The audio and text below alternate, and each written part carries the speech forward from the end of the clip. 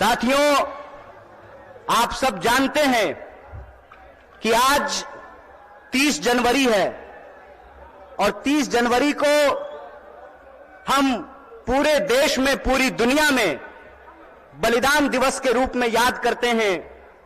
हमारे राष्ट्रपिता, हमारे बापू महात्मा गांधी को याद करते हैं और यह संकल्प लेते हैं कि मरते दम तक उनके आदर्शों पर चलेंगे। और उनका आदर्श था सत्य और अहिंसा, न्याय और एकता।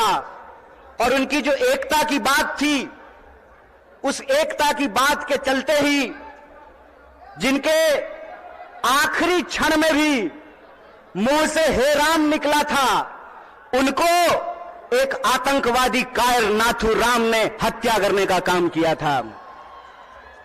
यह आज हम सब लोगों को समझना पड़ेगा कि आज हमारे देश में जिस तरीके से नफरत का माहौल पैदा किया गया है, जिस तरीके से इंसान को इंसान से लड़ाया जा रहा है, यही साजिश किसी जमाने में अंग्रेज किया करते थे।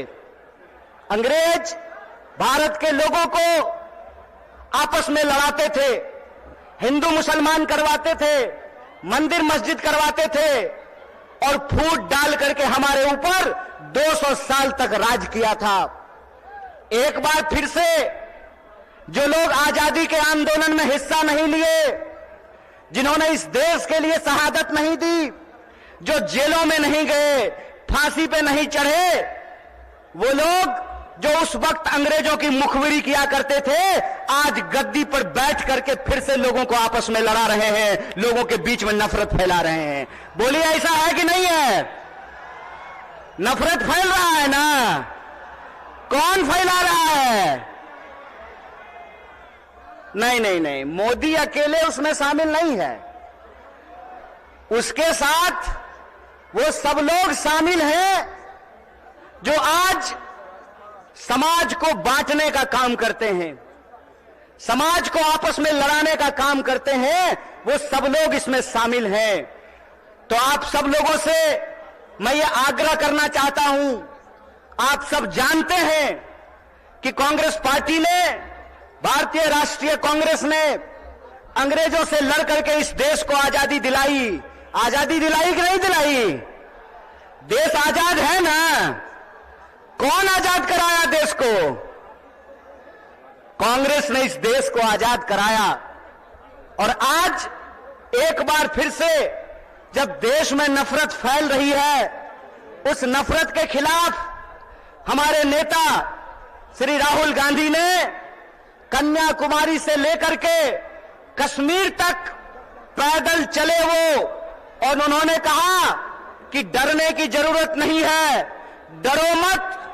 इस समाज के भीतर जो न्याय है, लोगों का जो हक है, उसके लिए आपको संघर्ष करना पड़ेगा, उसके लिए आपको लड़ाई करनी पड़ेगी। राहुल जी ने कहा कि अगर देश में नफरत फैल रही है तो हमको मोहब्बत की आवाज को बुलंद करना पड़ेगा। और कन्याकुमारी से लेकर के कश्मीर तक उन्होंने भारत जोड़ो यात्रा की, भारत जोड़ो पद यात्रा की। जब भारत जोड़ो पद यात्रा हो गई, तब यह प्रश्न हमारे सामने था कि कौन सी ऐसी चीजें हैं जिससे यह देश ताकतवर बनेगा, इस देश को शक्ति मिलेगी। और यह जो आजकल रोजगार विहीन समझते हैं ना? रोजगार विहीन का मतलब यह है कि गृह मंत्री का बेटा बीसीसीआई का सेक्रेटरी बन जाएगा और आपके बाल बच्चा को कुछ नहीं मिलेगा। समझते हैं ना रोजगार विहीन विकास का मतलब? यह जो रोजगार विहीन विकास है, इस रोजगार विहीन विकास में इस देश के जो आम आवाम हैं, उनके बच्चों का, उनके जीवन यापन का मुद्दा कैसे हल होगा? इसीलिए यह बात कांग्रेस पार्टी ने उठाई कि समाज के हर तबके को भागीदारी देना पड़ेगा। और भागीदारी देने के लिए यह जरूरी है कि हमको देखना पड़ेगा कि समाज की रीढ़ किनको माना जाता है, देश का रीढ़ किसको माना जाता है। आप सब जानते हैं कि भारत दुनिया का सबसे युवा राष्ट्र है। भारत सबसे युवा राष्ट्र है लेकिन इस देश के युवाओं के साथ अभी यह हो रहा है कि आप पढ़ाई करते हैं, दिन रात तैयारी करते हैं, लेकिन जब नौकरी की बारी आती है तो नौकरी नहीं मिलता है। जब एग्जाम होता है तो प्रश्न पत्र लीक हो जाता है और पैसा लेकर के, घूस लेकर के सीट बेच दिया जाता है। बोलिए, युवाओं के साथ बेईमानी हो रही है कि नहीं हो रही है? चूंकि हमारे माँ बाप किसान हैं, चूंकि हमारे माँ बाप शिक्षक हैं, हमारे माँ बाप साधारण परिवार के लोग हैं, साधारण इनकम के लोग हैं, तो हमारे भविष्य के बारे में कोई नहीं सोचता है। बताइए, नेता का बेटा नेता बनेगा, मंत्री का बेटा मंत्री बनेगा, डीएम साहब का बेटा डीएम बनेगा, डॉक्टर साहब का बेटा डॉक्टर बनेगा, लेकिन किसान का बच्चा किसान नहीं बनना चाहता है। बोलिए, किसान का बच्चा किसान बनना चाहता है? क्यों नहीं बनना चाहता है? इसलिए नहीं बनना चाहता है कि इस देश की हकीकत यह है कि हर घंटे 2 किसान आत्महत्या करते हैं, हर घंटे एक नौजवान आत्महत्या करता है, हर मिनट किसी महिला के साथ कोई ना कोई अपराध होता है। आए दिन हमको यह सुनने को मिलता है कि जो शोषित पीड़ित वर्ग के लोग हैं उनके ऊपर लगातार हमले होते हैं, उनका अधिकार छीना जाता है। देश की इस परिस्थिति को देखते हुए, जब बेरोजगारी 45 साल में सबसे ज्यादा है, महंगाई आसमान छू रहा है। आप लोगों को याद था ना, पहले पेट्रोल कितना में मिलता था? पहले पेट्रोल कितना में मिलता था? 50 रुपया में। अब कितना में मिलता है? 100 रुपया में। महंगाई बढ़ी है कि नहीं बढ़ी है? सरसों का तेल पहले कितना में मिलता था? 80 रुपए किलो। अब कैसे मिलता है? 200 रुपये किलो। बोलिए, महंगाई बढ़ी है कि नहीं बढ़ी है? जिस तरह से महंगाई बढ़ रही है, किसानों की आत्महत्या हो रही है, जवानों की आत्महत्या हो रही है, महिलाओं के ऊपर अत्याचार हो रहा है, बेकारी 45 साल में सबसे ज्यादा है, तब इस देश के नौजवानों को, बिहार के नौजवानों को यह सोचना पड़ेगा कि उनका भविष्य क्या है। आप सोचिए कि अगर इस देश के नेता चाहते हैं कि उनके बाल बच्चों का भविष्य बना रहे, तो इस देश के किसानों को, इस देश के गरीबों को भी यह सोचना पड़ेगा कि उनके बाल बच्चों का भविष्य कैसे बना रहेगा। इसीलिए इस देश की परिस्थिति को देखते हुए हमारी पार्टी भारतीय राष्ट्रीय कांग्रेस ने और हमारे नेता राहुल गांधी ने यह तय किया है कि हम भारत जोड़ो न्याय यात्रा की शुरुआत करेंगे। और यह जो भारत जोड़ो न्याय यात्रा है, ये मणिपुर से चल करके बिहार की महान भूमि पे पहुंची है। बोलिए, बिहार महान है कि नहीं है? लेकिन आजकल बिहार को बदनाम भी कर दिया गया है। बदनाम नहीं कर दिया गया है? आज हमको मीडिया के एक साथी पूछ रहे थे कि नीतीश जी आपको छोड़ करके चले गए, इस पर आप क्या कहना चाहते हैं? हम बोले, सुनिए, कौन आया कौन गया ये महत्वपूर्ण नहीं है। महत्वपूर्ण ये है कि बिहार के जो 14 करोड़ लोग हैं, उनका जो हक और अधिकार है, रोजी रोटी कपड़ा मकान का सवाल है, अपने खून के आखिरी कतरे तक उसके लिए संघर्ष करेंगे। ये हमारा कमिटमेंट है, ये हमारा संकल्प है। किसी के आने जाने की बात नहीं है, बात है लोगों के हक और अधिकार की, बात है लोगों के लिए न्याय की। और हमारा यह मानना है, हमारी पार्टी की यह मानना है कि अगर हम इस देश को शक्ति देना चाहते हैं, अगर हम बिहार को शक्ति देना चाहते हैं, तो हमको 5 प्रकार के न्याय की स्थापना करनी पड़ेगी। कितने प्रकार की न्याय की स्थापना करनी पड़ेगी? हाथ उठा करके बताइए। अरे डरिए नहीं, आप नेता थोड़े हैं कि ईडी से घबरा जाइएगा। आप तो आम जनता है, आपको क्या फर्क पड़ता है? 5 प्रकार के न्याय की जरूरत पड़ेगी। कितने प्रकार की? और वो 5 प्रकार का न्याय ये है कि हम चाहते हैं कि इस देश में नारी को न्याय मिले, भागीदारी का न्याय मिले, युवाओं को न्याय मिले, किसानों को न्याय मिले और मजदूरों को न्याय मिले। बोलिए, आपको ये 5 न्याय चाहिए कि नहीं चाहिए? सब लोगों को चाहिए। अगर सब लोग यह 5 प्रकार का न्याय चाहते हैं, तो हम आपसे एक अपील करना चाहते हैं। एक बात जान लीजिए, इस देश में कुछ भी इस देश के आम लोगों को कुछ भी बिना संघर्ष के नहीं मिला है।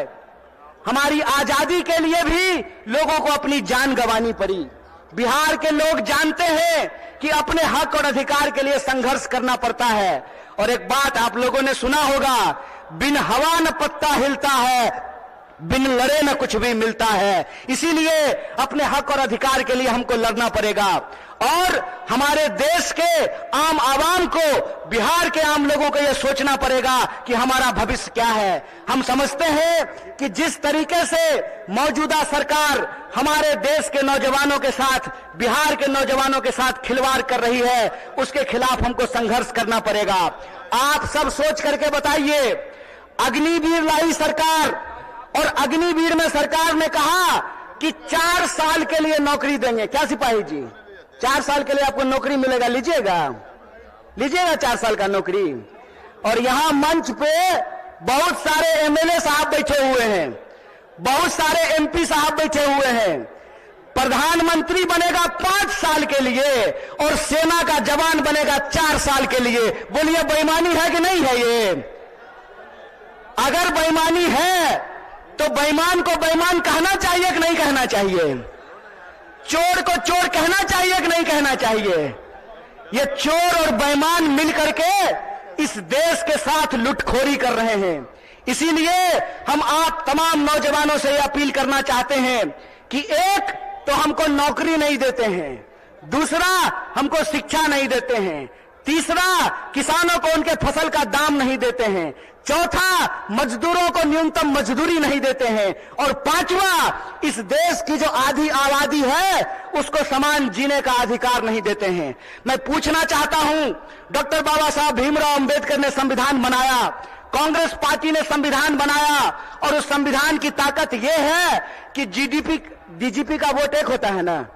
क्या बोलिए ना सिपाही जी, घबराइए नहीं, डरिए नहीं।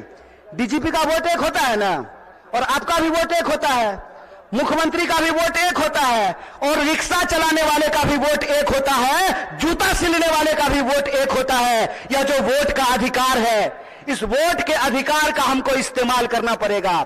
अगर वो हमारे वोट का इस्तेमाल कर रहे हैं अपने बच्चों का भविष्य बनाने के लिए, तो आपको अपने वोट का अधिकार का इस्तेमाल करना पड़ेगा अपने बच्चों का भविष्य बनाने के लिए। और आपको इस सवाल का जवाब इस देश की हुक्मरान से पूछना पड़ेगा कि आप एमपी बनिएगा 5 साल के लिए, आप मिनिस्टर बनिएगा 5 साल के लिए, आप प्रधानमंत्री बनिएगा 5 साल के लिए, और हमको सेना में देखिएगा 4 साल का नौकरी। यह नौकरी हमको बर्दाश्त नहीं है। हमको आपको परमानेंट नौकरी देना पड़ेगा, ठेके की नौकरी बंद करनी पड़ेगी। और जिसको परमानेंट नौकरी मिला हुआ है, जिसको परमानेंट नौकरी मिला हुआ है, अगर नेताओं को पेंशन मिल सकता है तो आपको शिक्षकों को भी पेंशन देना पड़ेगा, आपको सरकारी नौकरियों में भी काम करने वाले लोगों को पेंशन देना पड़ेगा। अगर इस देश के पूंजीपतियों का 12 लाख करोड़ कर्जा माफ किया जा सकता है तो आपको किसानों का कर्जा माफ करना पड़ेगा, उनके फसल का पूरा दाम देना पड़ेगा। अगर इस देश में सबको न्यूनतम मजदूरी मिल सकती है तो हम कहते हैं कि मजदूरों को भी न्यूनतम मजदूरी देना पड़ेगा। रोज बरोज नया जो है ड्रामा गढ़ करके लोगों का अधिकार ये छीन रहे हैं। आप लोग वो जादूगरी देखे हैं ना, कि जादूगर इधर से कहेगा गिली गिली पम पम छू और पॉकेट से कबूतर निकाल देगा। टीवी आजकल हमारे साथ वही कर रही है। जब भी आप टीवी खोल करके देखिएगा, आपके मुद्दे गायब कर दिए गए हैं। सुबह से लेकर के शाम तक बहस चलेगी, कौन शपथ ले रहा है, कौन शपथ नहीं ले रहा है। सुबह से लेकर के शाम तक लोगों के मुद्दों को भटका करके, और आम लोगों का जो बुनियादी सवाल है, रोजी का सवाल, रोजगार का सवाल, रोटी का सवाल, कपड़ा का सवाल, मकान का सवाल, इन सवालों को गुमराह किया जाता है। इसीलिए हम पूर्णिया के आम लोगों को और बिहार के आम लोगों को एक अपील करना चाहते हैं। हम जानते हैं कि बिना लड़ाई के कुछ नहीं मिलता है, तो हमको अपने न्याय के लिए और अपने आने वाली पीढ़ी के न्याय के लिए संघर्ष करना पड़ेगा। बोलिए, आप इसके लिए तैयार हैं? न्याय करेंगे अपने साथ, अपने आने वाली पीढ़ी के साथ। तो आखिरी बात बोल करके अपनी बात को मैं खत्म करूंगा। मैं पहली बार रंगभूमि मैदान में नहीं आया हूं। ये तीसरी बार है जो मैं रंगभूमि मैदान में आप तमाम लोगों के बीच में आया हूं। मंच अलग है, लोग अलग हैं, लेकिन मुद्दा वही है। और तब भी हमने आपसे वादा किया था कि इस देश की आजादी पे जब जब आंच आएगी, आपका बच्चा जो आपका नमक खाया है, आपके हक और अधिकार के लिए सड़कों पर उतरेगा। इसीलिए आप तमाम बिहार वासियों को, पूर्णिया वासियों को, सीमांचल वासियों को अपील करना चाहता हूं कि आप तमाम लोगों को 5 न्याय के लिए, इस देश की शक्ति देने के लिए आपको संघर्ष करना पड़ेगा। और इस संघर्ष में अगर हम संघर्ष करेंगे तो जरूर जीतेंगे। इन्हीं शब्दों के साथ अपनी बात को खत्म करूंगा। शुक्रिया। इनकलाब जिंदाबाद। जय हिंद, जय बिहार, जय कांग्रेस।